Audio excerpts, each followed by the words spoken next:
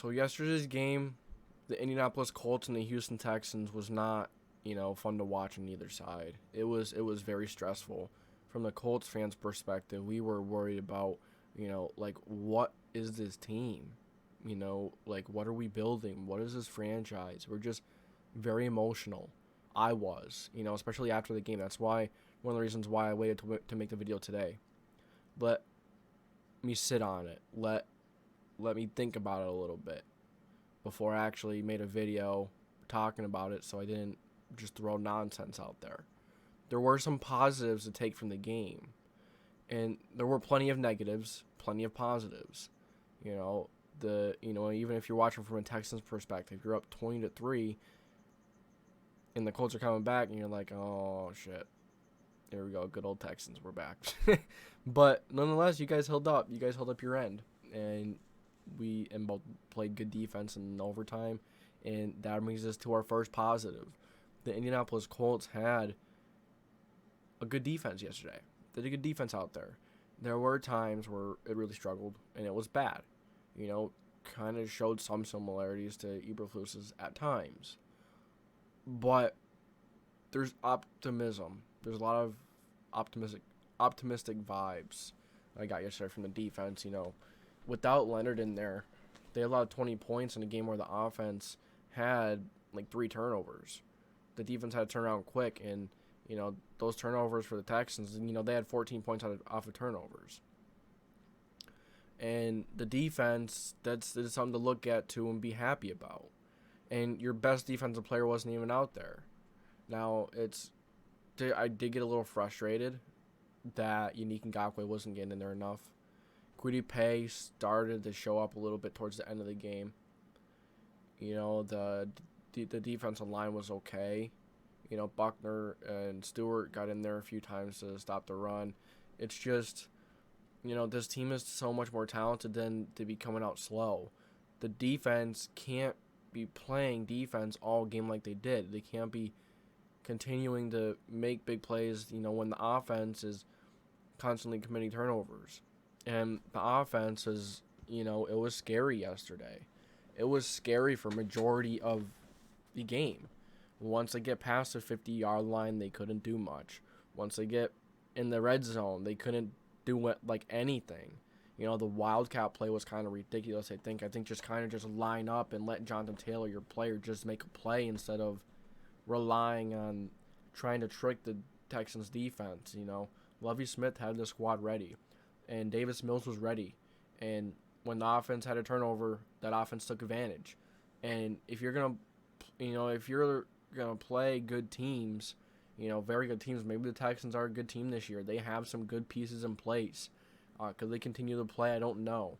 But the Colts have a lot of good pieces in place, and they're expected to be a good playoff team.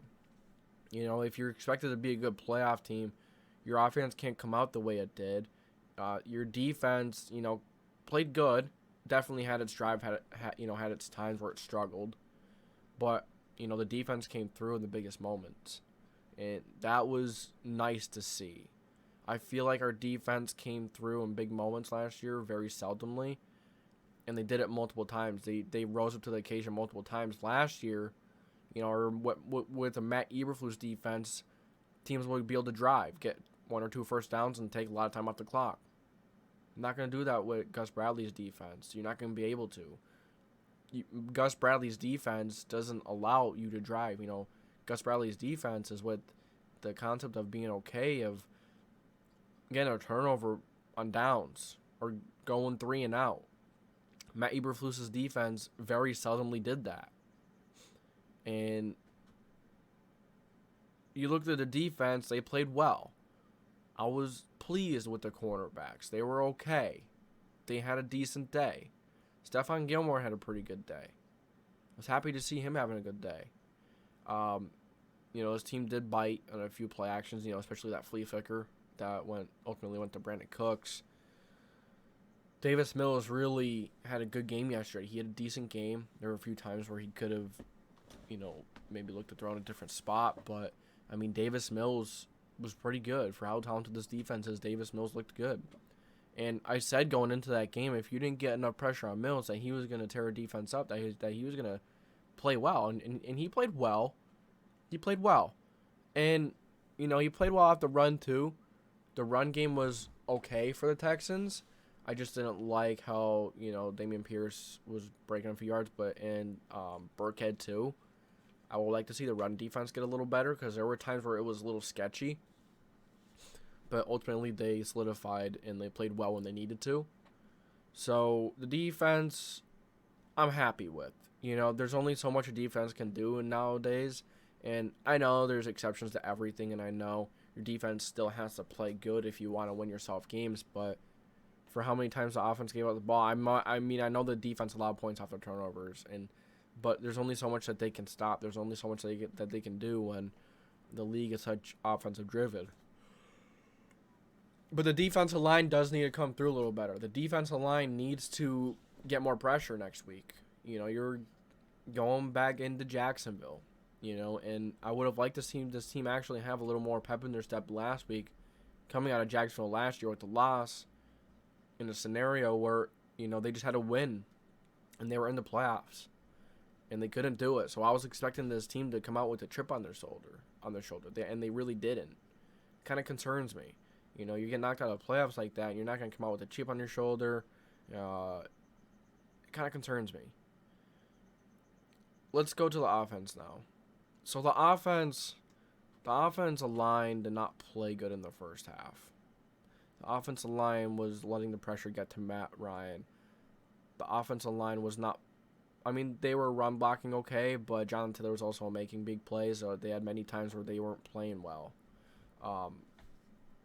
It's okay to have bad reps here and there, but when you're paying your offensive line so much, when you value it that high, they should be playing at a higher level. Quentin Nelson was good yesterday. Quentin Nelson was fine. And he was just paid. He still played fine. Smith, okay. Pryor was okay. Pinner, was okay. The offensive line needs to be more consistent throughout the game. And this offense as a whole needs to stop shooting themselves in the foot. When they get past that 50-yard line or they're in that red zone, they find ways to just shoot themselves in the foot. Matt Ryan throws an interception on the screen. Why would you throw it? Just take the sack.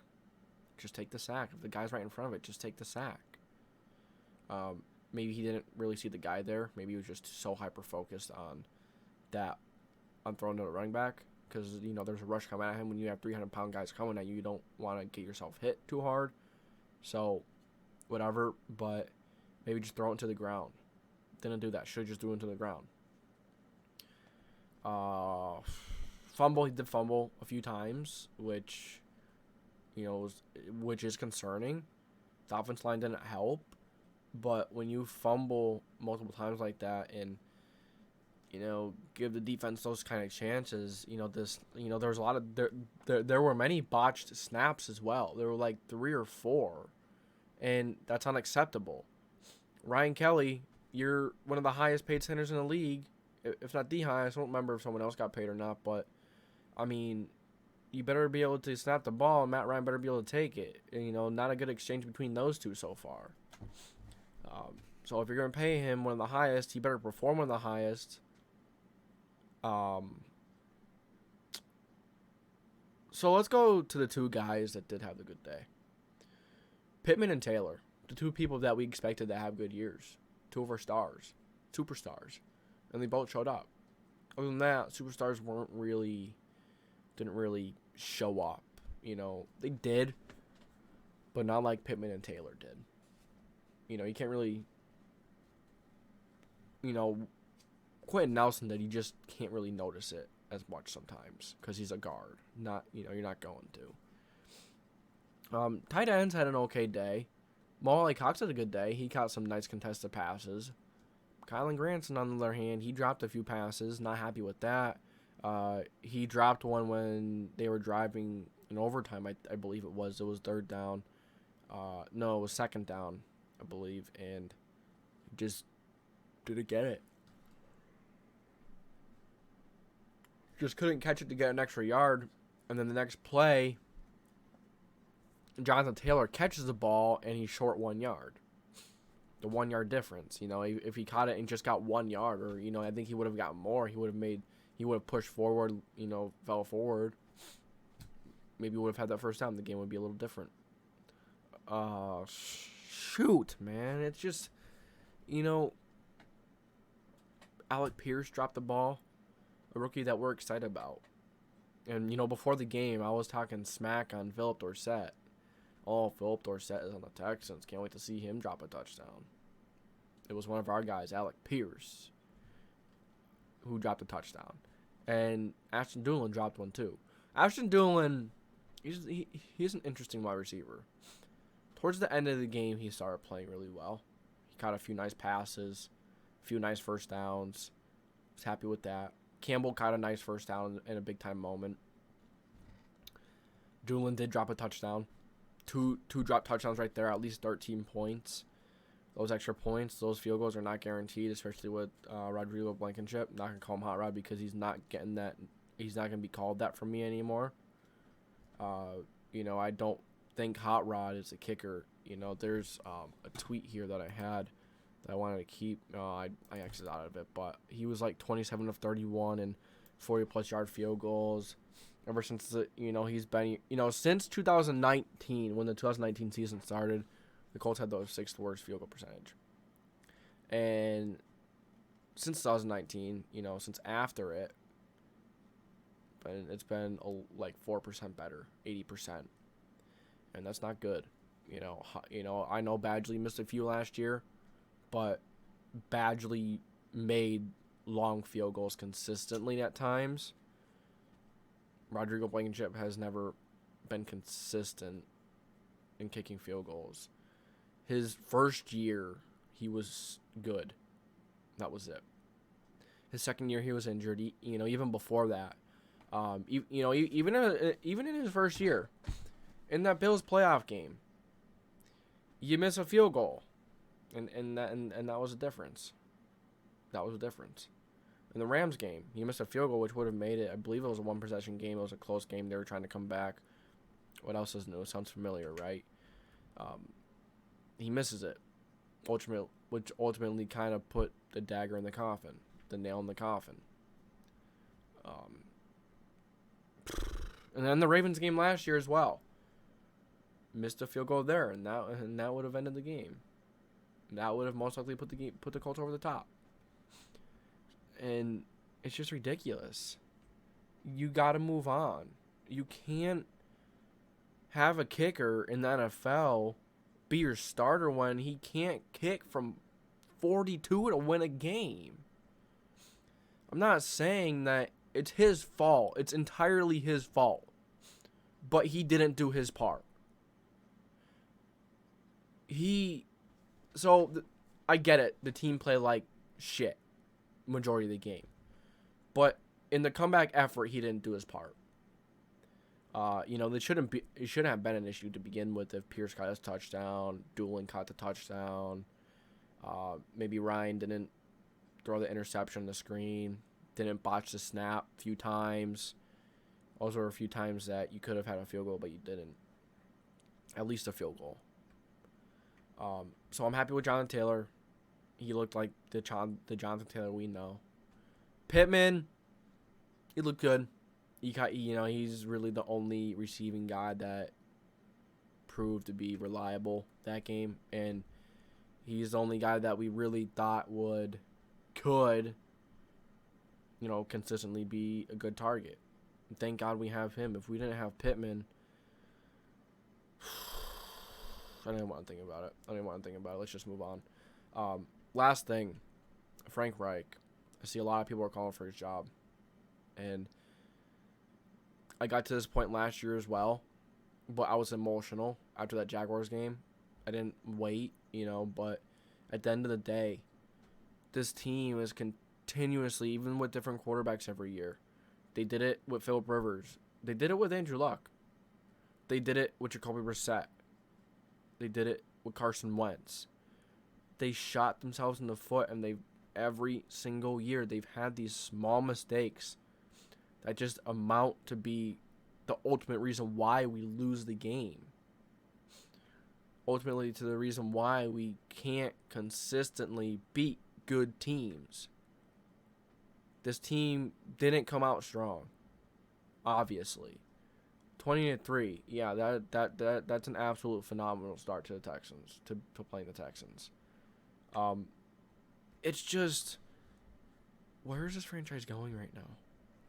You know, having a new quarterback every year, I think might be starting to catch up with them. Hopefully, Matt Ryan can be here for more than 1 year. But if Matt Ryan plays the way he did yesterday, you know, for a majority of the year, and majority of games like that, I don't want him here another year. And it's kind of ridiculous because we're tired of getting new quarterbacks. You know, it's a kind of a different, weird situation since Andrew Luck retired. The team was built to win. It was built for Andrew Luck. And he just retired. So you just haven't been able to recapture quarterback play that is half as good as Andrew Luck was. And it sucks. It sucks because this team's potential is an AFC contender.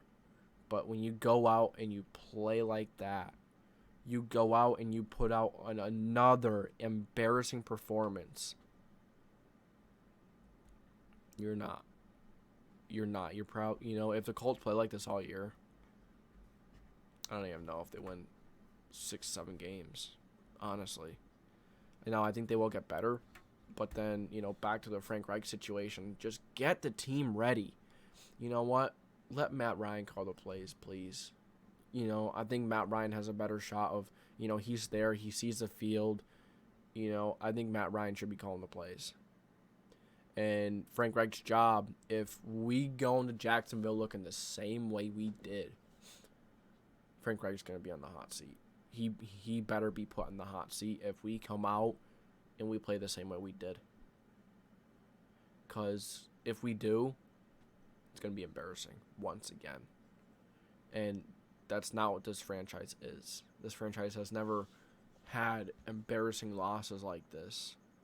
They've never, you know, have not been able to hold leads. They've never, you know, started games so badly.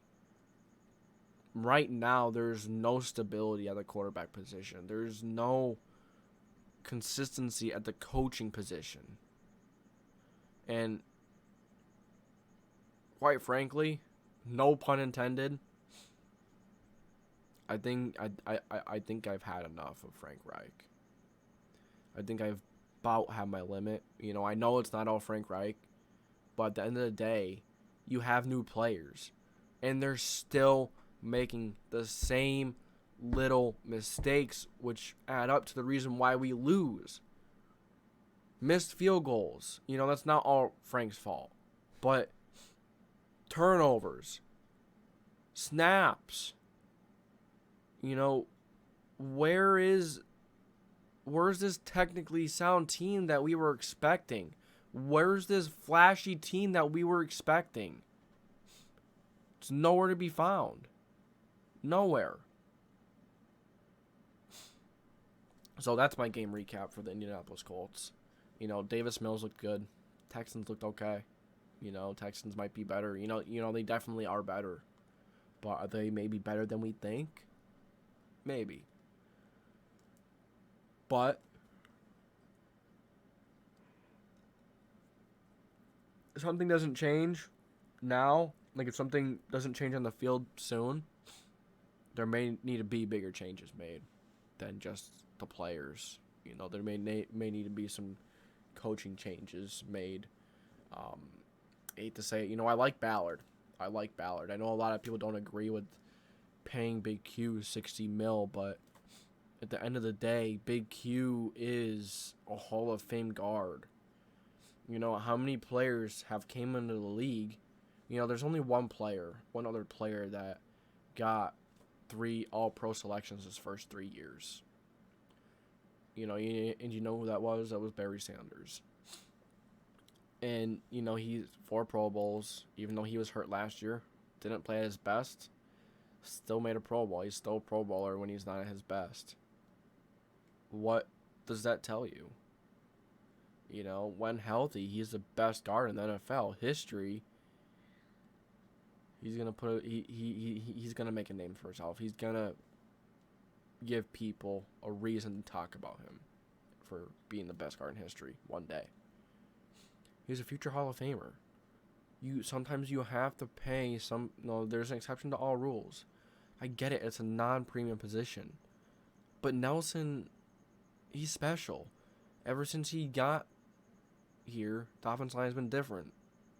It's it's had a nastiness that it's never had.